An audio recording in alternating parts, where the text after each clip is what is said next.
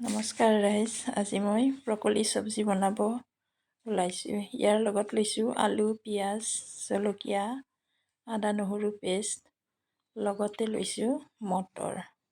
এইখিনি লৈ মই কেৰাহীটো গৰম কৰি তাত মিঠাতেল দিলোঁ। লগতে তেলখিনি গৰম হোৱাৰ পিছত অকণমান পাঁচফোৰণ দিলোঁ। পাঁচফোৰণখিনি অকণমান গৰম হোৱাৰ পিছতে মই জলকীয়া, কেঁচা জলকীয়া আৰু শুকান জলকীয়া সোৱাদ অনুযায়ী দিব আৰু আপোনালোকৰ মতে। লগতে আদা নহৰু পেষ্টখিনি দিলোঁ আৰু পিঁয়াজখিনি ঢালি কিছু সময় লৰাই থাকিলোঁ।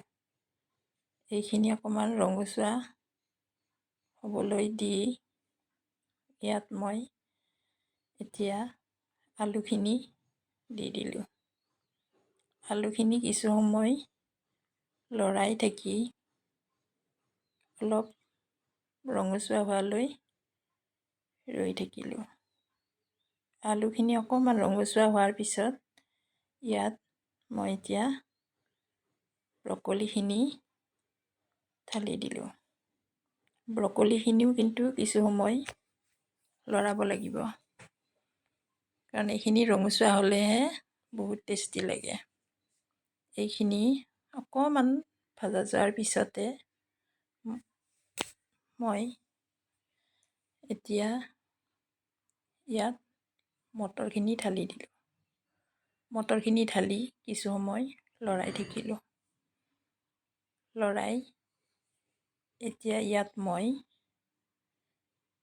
নিমখ ছটিয়াই দিম আৰু নিমখৰ পিছতে মই হালধি গুড়ি দি দিলোঁ। দি কিছু সময় লৰাই থাকিম। লৰাই থাকি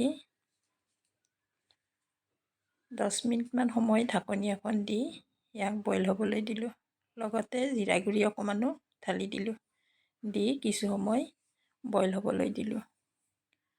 এয়া মোৰ ব্ৰকলি ভাজি ৰেডি হৈ গ'ল। ওপৰত অকণমান ধনিয়া পাত কাটি দিছোঁ। এয়া আপোনালোকেও বনাই চাবচোন। ধন্যবাদ।